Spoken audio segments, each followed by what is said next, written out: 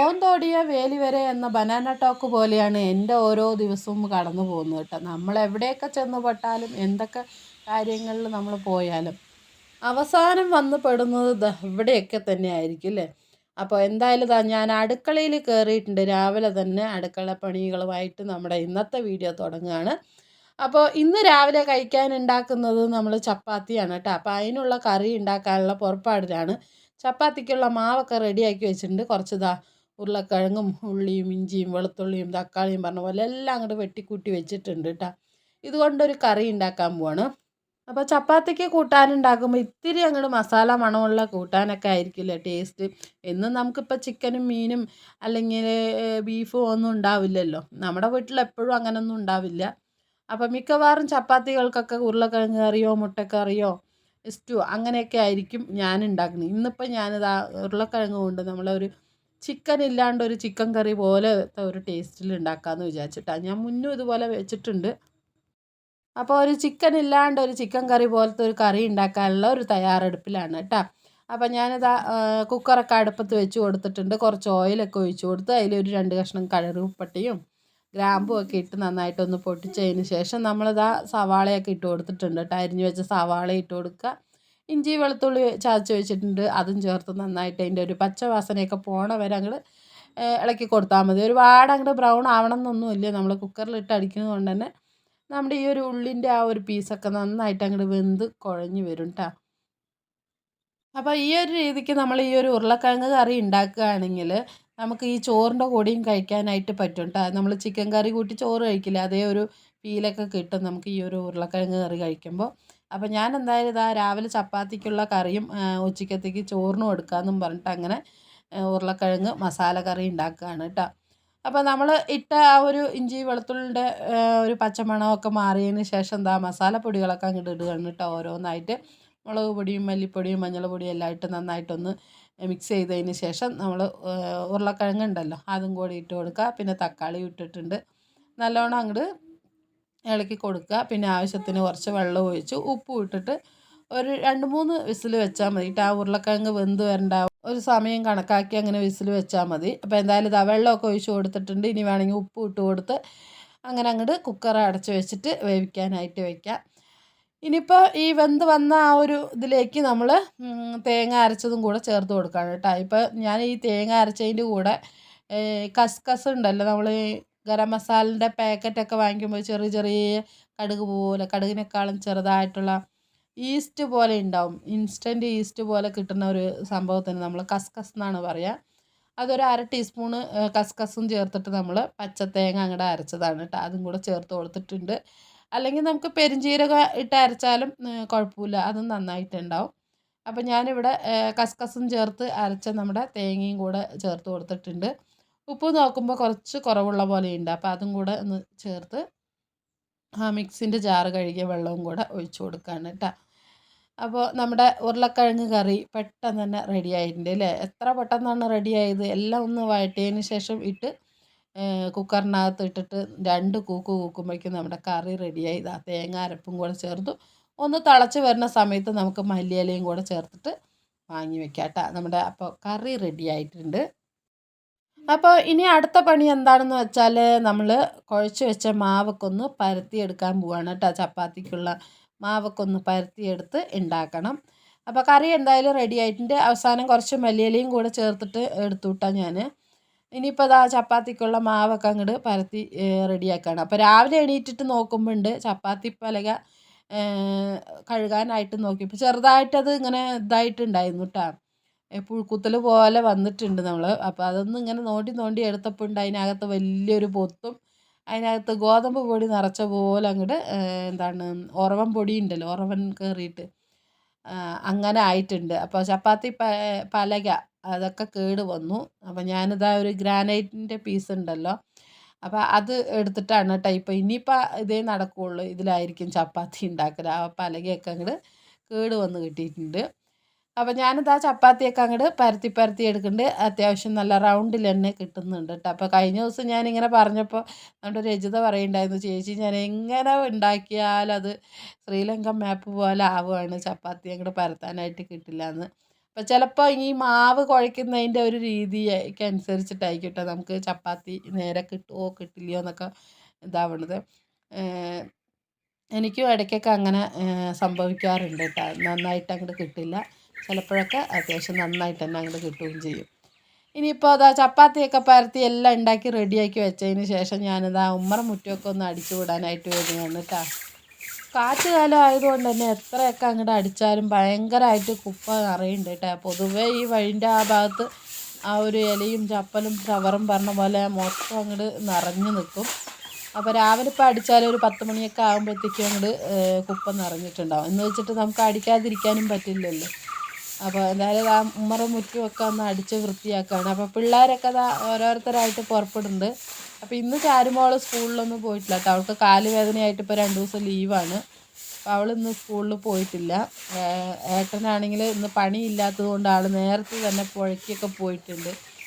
പുഴയിൽ പോയിട്ട് വലയും എടുത്തിട്ട് പോയിരിക്കുകയാണ് മൂപ്പര്. അത് ഇനിയിപ്പോൾ എപ്പോൾ വരുന്നൊന്നും അറിയില്ല. 10 മണിയൊക്കെ ആകുമ്പോഴേ തിരിച്ചെത്തുള്ളൂ. അപ്പോൾ ചിട്ടിക്കുട്ടി റെഡിയാവുന്നുണ്ട് കേട്ടോ. സ്കൂളിൽ പോകാനായിട്ട് റെഡിയാവുന്നുണ്ട്. ഇനിയിപ്പോൾ ഞാനെന്തായാലും ഇതാ അവിടെ മുറ്റമൊക്കെ ഒന്ന് അടിച്ച് കോരിയിട്ട് വേണം ഭക്ഷണമൊക്കെ കഴിക്കാനായിട്ട്. ഇനിയിപ്പോൾ രാവിലത്തെ പണികളൊക്കെ ഏകദേശം അങ്ങോട്ട് ഒരുങ്ങിയിട്ടുണ്ട്. ഇനിയിപ്പോൾ ഉച്ചക്കത്തേക്കുള്ള കാര്യങ്ങളൊക്കെ പതുക്കെ അങ്ങോട്ട് ചെയ്യാൻ പറഞ്ഞിട്ടാണ് കേട്ടോ.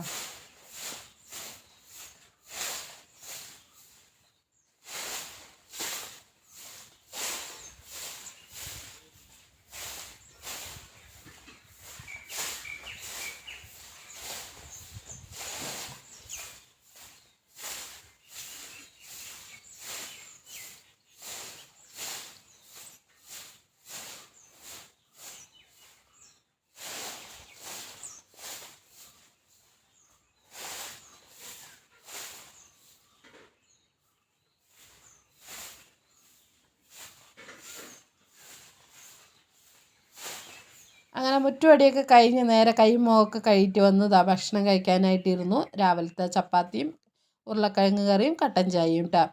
അങ്ങനെ അതൊക്കെ കഴിച്ച് കഴിഞ്ഞ് പിന്നെ ഞാൻ ഇതാ നമ്മൾ ഇന്നലെ പറിച്ചിട്ടുണ്ടായിരുന്നില്ലേ മഞ്ഞളൊക്കെ പറിച്ച് കളച്ച് വെച്ചിട്ടുണ്ടായിരുന്നു. ഇനി അതൊക്കെ ഒന്ന് നന്നാക്കി എടുത്ത് വെക്കണം. എന്നിട്ട് വേണം നമുക്ക് പുഴുങ്ങാനുള്ളതും വിത്തിനുള്ളതൊക്കെ ഒന്ന് മാറ്റണം കേട്ടോ. അപ്പം ഞാൻ ഈ ബക്കറ്റിൽ ഇങ്ങോട്ട് പുഴുങ്ങാനുള്ളതൊക്കെ നന്നാക്കി ഇടുന്നുണ്ട്. അപ്പം ഇന്ന് ചാരു പോകാത്തത് കൊണ്ട് അവളുടെയും കൂടെ പിടിച്ചിട്ടിട്ടുണ്ട് കേട്ടോ. അപ്പോൾ 2 ദിവസം വീട്ടിൽ ലീവ് ഇരുന്നു പറഞ്ഞിട്ട് കാര്യമില്ല. അവളിനെ കുറച്ചൊക്കെ പണി എടുപ്പിക്കുന്നുണ്ടായിരുന്നു ഞാൻ കേട്ടോ. അപ്പോൾ എന്തായാലും ഇതാ ഞങ്ങൾ രണ്ടുപേരും കൂടെ ഓരോ കഥയും കാര്യങ്ങളൊക്കെ പറഞ്ഞതാ നമ്മുടെ ഈ ഒരു പച്ചമഞ്ഞളൊക്കെ നന്നാക്കി എടുക്കുകയാണ്. അപ്പോൾ പുളിപ്പണിയൊക്കെ ഏകദേശം അങ്ങോട്ട് കഴിഞ്ഞിട്ടുണ്ട്. ഇനിയിപ്പോൾ പുളിയൊക്കെ ഒന്നും കൂടെ കുറച്ചും കൂടെ പറിക്കാനുണ്ട്. അത് പറിച്ചിട്ട് ഇതാക്കണം. അതിപ്പോൾ പതുക്കെ തന്നെ ഉണ്ടാവുള്ളൂ കേട്ടോ. അപ്പോൾ പുളിപ്പണി കഴിയുമ്പോഴേക്കും മഞ്ഞളുടെ പണി തുടങ്ങിയിട്ടുണ്ട് കേട്ടോ. അപ്പോൾ ഈ ഒരു മഞ്ഞളിപ്പോൾ 2-3 വർഷമായിട്ട് ഞാനിങ്ങനെ പാത്തി വെച്ചിട്ട് അങ്ങോട്ട് ഉണ്ടാക്കിയതാണ്. അപ്പം അതിന് മുമ്പ് ഞാൻ കുറേയൊക്കെ മഞ്ഞളൊന്നും ഉണ്ടാക്കാതെ ഇരുന്നതാണ് കേട്ടോ. കാരണം അച്ഛൻ മരിച്ചതിന് ശേഷം പിന്നെ മഞ്ഞളൊന്നും ഞാനങ്ങനെ ശ്രദ്ധിക്കാനായിട്ട് പോയിട്ടുണ്ടായിരുന്നില്ല. അപ്പം അച്ഛനുണ്ടാകുമ്പോൾ എന്നും ഈ മഞ്ഞൾ കൂവ സംഭവങ്ങളൊക്കെ ഉണ്ടാക്കും കേട്ടോ. മൂപ്പര് വലിയൊരു കർഷകനായിരുന്നു ഇവിടെ. ആളുണ്ടാക്കാത്തതായിട്ട് ഇവിടെ പച്ചക്കറികളൊന്നും ഇല്ല എന്നാണ് പറയുന്നത്. നമുക്കറിയാലോ, നമ്മൾ ഓരോ സ്ഥലങ്ങളിൽ പോകുമ്പോൾ ഇന്ന ആളുടെ മരുമോളാണ് എന്ന് പറയുമ്പോൾ അറിയാലോ. അവരിപ്പോൾ ഇങ്ങനെ പറയും, ഓ മൂപ്പരുണ്ടാവുമ്പോൾ അത് കൊണ്ടുവരും ഇത് കൊണ്ടുവരും എന്നൊക്കെ പറഞ്ഞിട്ട്. അപ്പോൾ ആളാണെങ്കിൽ മഞ്ഞൾ കൂവ കപ്പ എന്താ പറയുക എല്ലാം ഉണ്ടാക്കും. ഇവിടെ മുല്ല കൃഷി അടക്കം ഉണ്ടായിരുന്നു എന്നാണ് പറയുന്നത് കേട്ടോ. അതിൻ്റെയൊക്കെ കുറച്ച് അവശിഷ്ടങ്ങളൊക്കെ അവിടെ ഇവിടെ ആയിട്ട് ഉണ്ട്. ഇപ്പോഴും മുല്ലച്ചെടിയൊക്കെ അവിടെ ഇവിടെ ആയിട്ടുണ്ട്. അപ്പോൾ ഇവിടെ തൊടി മൊത്തം മുല്ല വെച്ചിട്ട് മുല്ല കൃഷി മുല്ലപ്പൂവൊക്കെ നമ്മുടെ പാലക്കാട് ടൗണിലൊക്കെ കൊണ്ട് അച്ഛൻ കൊടുത്തിട്ടുണ്ടായിരുന്നു. അപ്പോൾ ആ രീതിയിലുള്ള കൃഷിക്കാരനാണ്. കോവയ്ക്കയായിട്ടും ഏത് സീസണാണോ ആ സീസണിലുള്ള എല്ലാ പച്ചക്കറികളും മൂപ്പര് ഉണ്ടാക്കിയിട്ട് മാർക്കറ്റിൽ കൊണ്ട് കൊടുക്കുന്ന ഒരാളാണ് കേട്ടോ. അപ്പം അതുകൊണ്ട് തന്നെ ഇപ്പം അതിൻ്റെ ഓപ്പോസിറ്റാണ്. ഇവിടെ ഒന്നുമില്ല. ആൾ ഉണ്ടാകുന്ന സമയത്ത് എല്ലാം അങ്ങോട്ട് ഉണ്ടാക്കി എടുത്ത് ഇതാക്കിയിട്ടുണ്ടായിരുന്നു. ഇപ്പം അങ്ങനെ ഒന്നുമില്ല കേട്ടോ ഇവിടെ. അപ്പോൾ ഇപ്പോൾ വരുന്ന മരുമക്കൾക്ക് അതൊന്നും ഉണ്ടാക്കാനും വയ്യ. പിന്നെ നമ്മുടെ വീട്ടാവശ്യത്തിന് തന്നെ ഉണ്ടാക്കുന്നത് വലിയൊരു കാര്യമല്ലേ. പുറത്തൊന്നും കൊടുക്കാനില്ലെങ്കിലും വീട്ടാവശ്യത്തിനെങ്കിലും ഉണ്ടാക്കി എടുക്കണ്ടല്ലോ എന്നുള്ളൊരിതാണ് വലിയൊരു കാര്യം. അപ്പോൾ ഞങ്ങളിതാ ഒരു 10-11 മണി വരെയൊക്കെ ഞങ്ങൾ മഞ്ഞളൊക്കെ ഒന്ന് നന്നാക്കി അതൊക്കെ റെഡിയാക്കി വെച്ചിട്ടുണ്ട്. ബാക്കിയുള്ളതൊക്കെ വിത്തിനും എടുത്ത് വെച്ചു. പിന്നെ അതാ ഉച്ചക്കത്തേക്ക് ചോറൊന്നും ഉണ്ടാക്കിയിട്ടുണ്ടായിരുന്നില്ല. അപ്പോൾ ഞാനിതാ ചോറിൻ്റെ കലമൊക്കെ വെച്ച് തീയൊക്കെ പിടിപ്പിക്കുന്നുണ്ട്.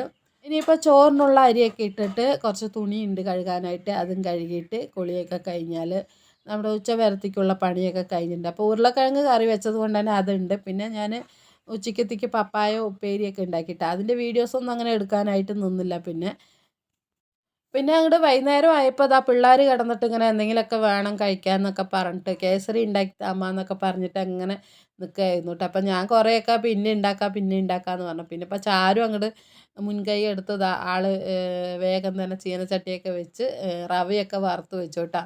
അപ്പോൾ ഇനിയിപ്പോൾ എന്തായാലും റവയും വറുത്ത് വെച്ചിട്ട് ഇനിയിപ്പോൾ ഞാൻ ഉണ്ടാക്കി കൊടുത്തില്ലെങ്കിൽ മോശമല്ലേ എന്ന് വിചാരിച്ചതാണ് ഞാൻ കേസരി ഉണ്ടാക്കാനായിട്ട് നിൽക്കുകയാണ്. ഇതിപ്പോൾ വൈകുന്നേരം ഒരു 5-5:30 ആകുമ്പോൾ എടുത്ത വീഡിയോ ആണ്.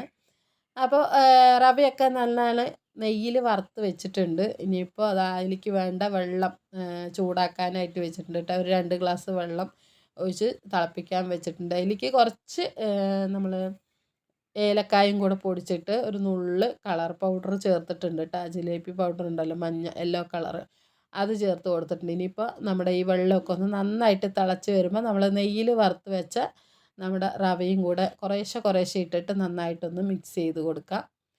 അപ്പോൾ കളർ പൗഡർ ഞാൻ ഒരു നുള്ളേ ചേർത്തിട്ടുണ്ടായിരുന്നുള്ളൂ കേട്ടോ. അധികം കളർ അങ്ങോട്ട് പോരാത്ത പോലെ തോന്നി. എന്നിട്ട് കുറച്ചും കൂടെ എന്നിട്ട് ഇടയിൽ ചേർത്ത് കൊടുത്തു കേട്ടോ. എന്നാലും പോരാ, എന്നാലും കളർ ഒരുപാട് അങ്ങോട്ട് പിള്ളേർക്ക് ചേർത്ത് കൊടുത്താലും നല്ലതല്ലല്ലോ. അപ്പോൾ അതുകൊണ്ട് ഞാൻ അധികം അങ്ങോട്ട് കളർ ചേർത്തില്ല. ഒരു ലൈറ്റ് യെല്ലോ കളർ മാത്രം മതി എന്ന് വിചാരിച്ചു കേട്ടോ. എന്നിട്ട് ഇതാ നമ്മൾ റവയൊക്കെ ഇട്ട് കൊടുത്തതിന് ശേഷം സിമ്മിൽ വെച്ചിട്ട് തന്നെ നന്നായിട്ടൊന്ന് ഇളക്കി കൊടുക്കുകയാണ്. നല്ലവണ്ണം അങ്ങോട്ട് കുറുകി വരുന്ന സമയത്ത് നമുക്ക് പഞ്ചസാര, ആവശ്യത്തിനുള്ള പഞ്ചസാര ചേർത്ത് കൊടുക്കാം കേട്ടോ. അപ്പം ഞാൻ പറഞ്ഞില്ലേ കളർ പോരാത്തതുകൊണ്ടൊരു പിഞ്ച് കളറും കൂടെ ഇട്ട് കൊടുത്തിട്ടുണ്ട്. എന്നിട്ട് അതൊന്ന് മിക്സ് ചെയ്ത് കൊടുക്കുകയാണ്. എന്നിട്ട് ഇനിയിപ്പം നമുക്ക് നന്നായിട്ടൊന്ന് നമ്മൾ ഉപ്പുമാവിൻ്റെ ആ ഒരു പരുവാകുന്ന സമയത്ത് പഞ്ചസാര, ആവശ്യത്തിനുള്ള മധുരത്തിന് വേണ്ടിയിട്ടുള്ള ഒരു പഞ്ചസാരയും ഇട്ട് കൊടുക്കുക.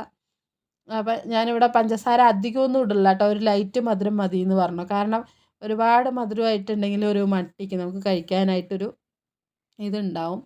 അതുകൊണ്ടൊരു കുറച്ച് മധുരം കമ്മിയാക്കിയിട്ടാണ് കേട്ടോ ഇട്ട് കൊടുത്തത്. അപ്പോൾ ഈ ഒരു പഞ്ചസാര ചേർക്കുന്ന സമയത്ത് കുറച്ചും കൂടെ അങ്ങോട്ട് റവ അങ്ങോട്ട് ലൂസായിട്ട് വരും. എന്നിട്ട് ആ ഒരു പഞ്ചസാര ഒന്ന് കട്ടിയാകണ വരെ ഒന്ന് നന്നായിട്ടൊന്ന് ഇളക്കി കൊടുക്കുക. അവസാനം നമ്മൾ അണ്ടിപ്പരിപ്പ് മുന്തിരിയൊക്കെ നെയ്യിൽ വറുത്ത് അങ്ങോട്ട് അതിൻ്റെ മേലെ ഒഴിച്ച് കൊടുത്താൽ നമ്മുടെ കേസരി നല്ല സെറ്റായി വന്നിട്ടുണ്ടാവും കേട്ടോ. അപ്പോൾ ഇവിടെ മുന്തിരിയൊന്നും ഉണ്ടായിരുന്നില്ല, കുറച്ച് അണ്ടിപ്പരിപ്പ് ഉണ്ടായിരുന്നു. അതിന് ഞാൻ നെയ്യിലൊക്കെ ഇട്ട് വറുത്തെടുത്തിട്ട് അതിൻ്റെ മേലെ അങ്ങോട്ട് ഒഴിച്ച് കൊടുക്കുകയാണ് കേട്ടോ. അപ്പോൾ നമ്മൾ ഉണ്ടാക്കിയ ആ ഒരു നെയ്യായതുകൊണ്ട് തന്നെ നല്ല മണവും നല്ല എന്താ പറയുക, നെയ്യൊരു വേറെ ലെവലാണ് കേട്ടോ. നമ്മൾ ഉണ്ടാക്കുമ്പോൾ നമ്മൾ കടയിൽ നിന്ന് വാങ്ങിക്കുന്നതിനേക്കാളും നല്ലതായിട്ട് എനിക്ക് തോന്നിയിട്ടുണ്ട്.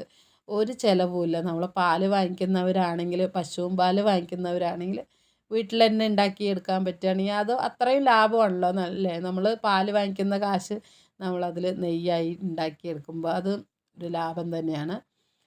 അപ്പോൾ എന്തായാലും ഇതാ നമ്മൾ നെയ്യിൽ അങ്ങോട്ട് വറുത്ത് വെച്ചാൽ നമ്മുടെ അണ്ടിപ്പരിപ്പ് ഇനി എടുത്തിടാൻ പോവാണ് കേട്ടോ. കളറ് കണ്ടില്ല, എൻ്റെ കയ്യിൽ കളർ പൊടി എടുത്തതിൻ്റെ ഒരു ഇതാണ്. അപ്പോൾ അത് ആ ഒരു നെയ്യോടെ അങ്ങോട്ട് അണ്ടിപ്പരിപ്പും കൂടെ ചേർത്ത് കൊടുത്ത് നല്ലോണം അങ്ങോട്ട് മിക്സ് ചെയ്ത് കൊടുക്കുമ്പോൾ നമ്മൾ നെയ്യൊക്കെ ഇട്ടത് കൊണ്ട് തന്നെ ആ ഒരു ചീനച്ചട്ടിയിൽ നിന്ന് ഇങ്ങനെ വിട്ട് വരും കേട്ടോ, ഒട്ടാതെ അങ്ങോട്ട് കിട്ടും. അപ്പോൾ നല്ല ടേസ്റ്റാണ്. നമ്മൾ ഈ നെയ്യിൽ വറുത്തത് കൊണ്ട് തന്നെ ഈ ഒരു കേസരിക്ക് ഭയങ്കര ഒരു മണമാണ്. ചിലരുടെ നമ്മൾ കേസരിയൊക്കെ കഴിക്കുമ്പോൾ അവർ ഓയിലിലാണ് ചെയ്യുന്നത്. എണ്ണയിൽ ചെയ്യുമ്പോൾ അത്രയ്ക്ക് മണം ഉണ്ടാവില്ല. പക്ഷേ നെയ്യിലാവുമ്പോൾ ആ ഒരു മണവും ടേസ്റ്റും ഒക്കെ കിട്ടും കേട്ടോ.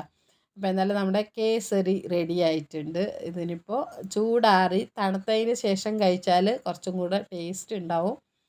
ഇതിപ്പോൾ ഞാനൊരു പാത്രത്തിലേക്ക് മാറ്റുകയാണ് കേട്ടോ. ഒരു സ്റ്റീലിൻ്റെ പാത്രത്തിലേക്ക് നമുക്ക് മാറ്റിയിട്ട് എടുത്ത് വയ്ക്കാം. അപ്പോൾ നല്ല അടിപൊളിയായിട്ടില്ലേ കേസരി, കാണാനും നല്ല ഭംഗിയുണ്ട്, കഴിക്കാൻ അതിലേറെ സൂപ്പറാണ് കേട്ടോ. അപ്പോൾ വൈകുന്നേരം അവർക്കുള്ള കേസരി ഉണ്ടാക്കി കൊടുത്ത് അവരെയും സന്തോഷിപ്പിച്ച് ഇന്നത്തെ വീഡിയോ ഇവിടെ വെച്ച് നിർത്തുകയാണ്. നമ്മുടെ വീഡിയോസൊക്കെ കൂട്ടുകാർക്ക് ഇഷ്ടമായെങ്കിൽ മാത്രം ഒന്ന് ലൈക്ക് അടിക്കാനും, സബ്സ്ക്രൈബ് ചെയ്യാത്ത കൂട്ടുകാരുണ്ടെങ്കിൽ ഒന്ന് സബ്സ്ക്രൈബ് ചെയ്ത് സപ്പോർട്ട് ചെയ്യാനും മറക്കണ്ട. അപ്പോൾ ഇനി അടുത്ത വീഡിയോ ആയിട്ട് വീണ്ടും കാണാം കേട്ടോ. അതുവരെയ്ക്കും എല്ലാവരോടും take care and bye bye. അണ്ടിപ്പരിപ്പ് നോക്കിയെടുത്തില്ല. ആ ഇനി അത് ഇടണ്ട എൻ്റെ മകള്.